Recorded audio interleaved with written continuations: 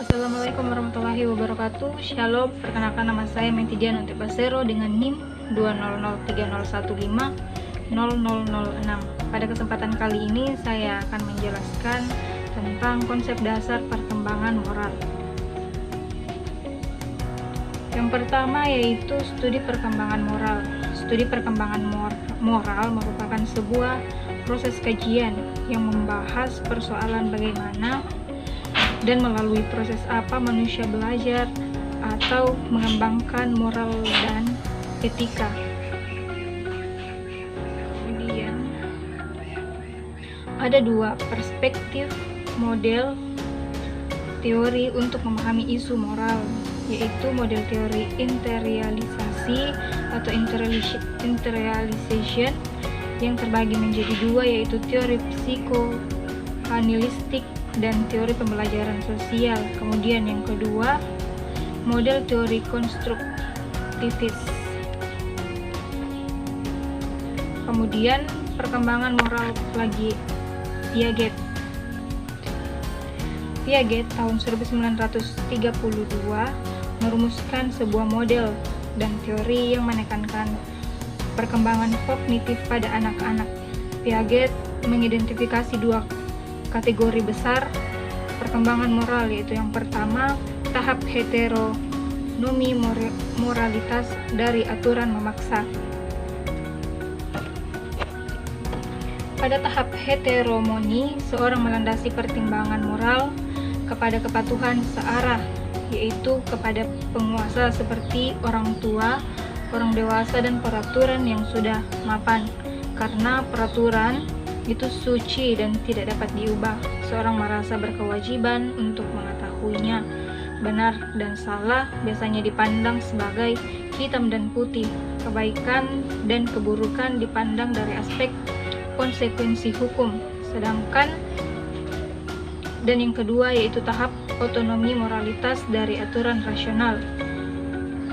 Tahap otonomi ditandai dengan kemampuan seseorang untuk mengembangkan rasa kemandirian dan suasana saling mendukung dengan pihak lain.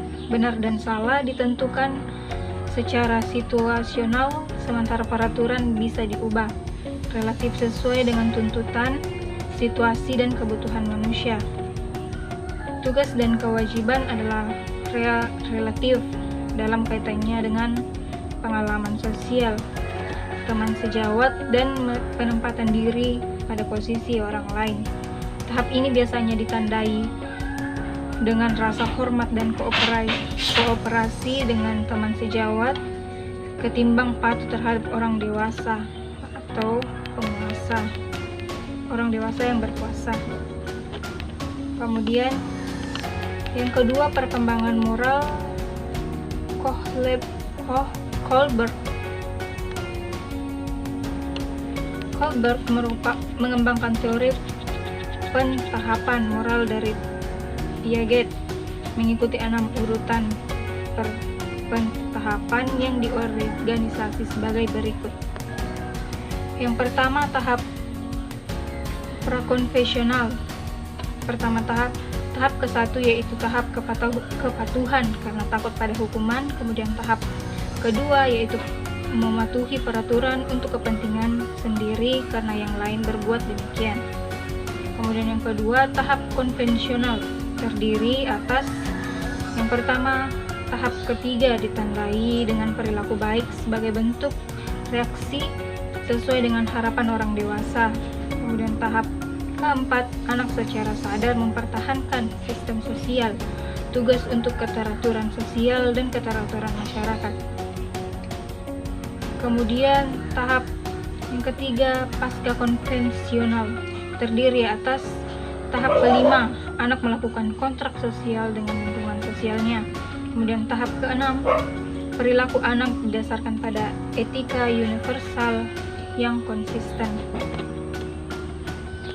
Kemudian pembahasan yang kedua yaitu aplikasi penalaran moral dalam olahraga. Yang pertama, kesadaran untuk bermain sportif.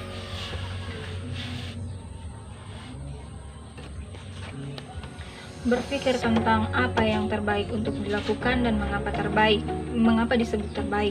Proses tersebut disebut penalaran moral atau moral rationing. Dalam proses ini diberlakukan hukum moral, serta alasan dibalik pembuatan keputusan ditinjau dari nilai moral.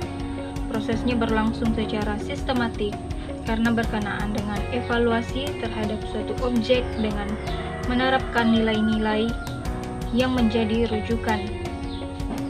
Proses berpikir seperti ini, seperti di atas, memang tidak berlangsung secara otomatis. Prosesnya memerlukan disiplin waktu, pengetahuan tentang kepercayaan, dan pendekatan ilmu. Yang kedua, mengetahui nilai dan perbuatan. Tahap ini berkenaan dengan pengetahuan tentang isu moral dan dilema, mengetahui apa yang menjadi keyakinan dan memberlakukan nilai berkaitan dengan dilema, dan akhirnya mengetahui bagaimana membuat pertimbangan sehubungan dengan dilema sampai akhirnya ditemukan hal yang baik untuk dilakukan. Adapun komponen persamaan moral terdiri atas kesadaran hati nurani, harga diri, empati, kecintaan terhadap yang baik, pengendalian diri, sementara komponen tindakan moral terdiri atas kompetensi, kemampuan, dan kebiasaan. Kemudian yang ketiga yang terakhir yaitu implikasi dan praktik. Sampai di sini muncul pertanyaan pokok terkait dengan ketiga faktor di atas, yaitu mengetahui, menilai, dan berbuat. Bagaimana penerapan ketiga faktor tersebut dalam situasi olahraga? Ketiga fase itu mempengaruhi keputusan moral.